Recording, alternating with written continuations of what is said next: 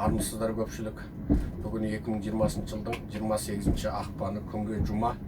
Біз Нағыз ата жұрт еріктілері Астанадағы жұмыстарымызды тәмамдап Алматыға қайтып оралдық. Дәл қазір міне пойызбен Алматы қаласына кіріп келе жатырмыз.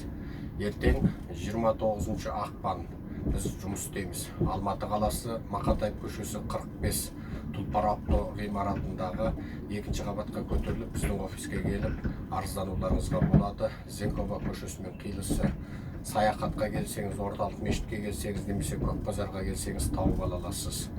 Енді құрметті бауырлар, Қытайдағы туыс туғандары, әлі де қамалып отырғандар, дерегі жоқтар, туыс туғандары іздерексіз кеткендер, қатқа бар, тірі өлісін біле алмай отырғандар, бір отбасы екі жаққа айырылып бас қоса алмай отырғандар, қысқасы Қытай компартиясының зорлық-зомбылығына ұшыраған барлық қазақ шұғыл түрде арызданыңыздар. Себебі жуырда Еуропарламенттің делегациясы және Біріккен Ұлттар ұйымының адамдық құқық жөніндегі комитеті Қытайға бармақшы, және олар Қытай консулагеріндегі коронавирус жұғымдану мәселесі туралы Қытай билігімен қатаң түрде сөйлеспекші. Сондықтан біз осы аталмыш ұйымдарға осы сіздердің арыздарыңызды ең шұғыл жағдайда жеткізбекшіміз, және оған оларменен хат-хабарда болып байланысып қайттық.